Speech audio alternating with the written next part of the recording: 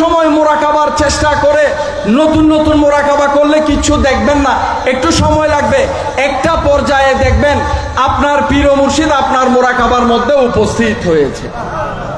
কখনো দেখবেন বাবা বারিশা হিমালয়ের চূড়ায়, কখনো দেখবেন আকাশের মধ্যে শূন্যের উপর তিনি ভাসমান, কখনো দেখবেন আপনি চট্টগ্রাম হুজরা শরীফে, কখনো দেখবেন অন্য কোনো জায়গার মধ্যে আপনার সামনে সশরীরে বাবা বারিশা বসে আছেন।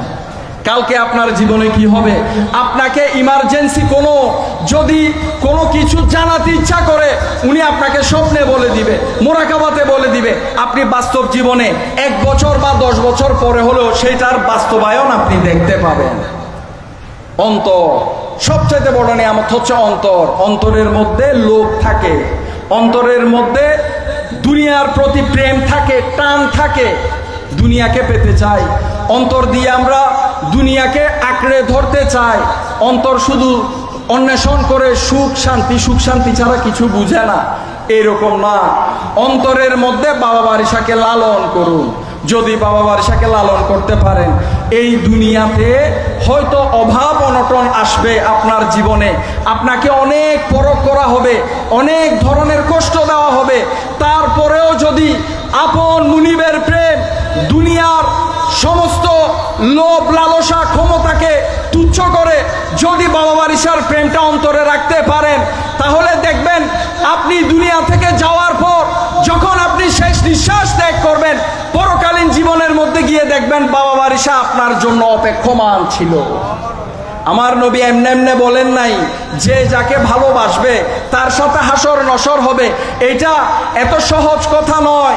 যাকে ভালোবাসবেন তার সাথে হাসর হবে। যদি দুনিয়াকে ভালোবাসেন তাহলে আপনি সব কিছু হারালেন। যদি নিজের পীর ও মুর্শিদকে সত্যিকারভাবে ভালোবাসতে পারেন, তাহলে সেই ভালোবাসার মাধ্যমে আপনার পীর ও মুর্শিদের সান্নিধ্যে আপনি পরকালেও থাকবেন। আমার দাদাজান কেবলা আলম বলে গিয়েছেন, মাজার শরীফের মধ্যে কোনো দান বক্স থাকবে না।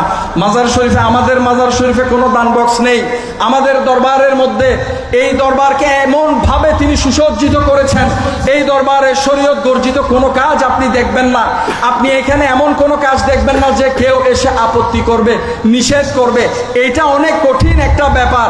এত লোকের মধ্যে এত মানুষ তিনি রেখে গিয়েছেন, এত ভক্তবৃন্দ থাকার পরেও এই মানুষগুলো শরীয়তকে মেনটেইন করে, উনারা তরিকতের রাস্তার মধ্যে পদার্পণ করে নিজের পীর ও মুর্শিদের অনুসরণ অনুকরণ করে যাচ্ছে। এটা বাবা বারিশার একটা জিন্দা কারামত।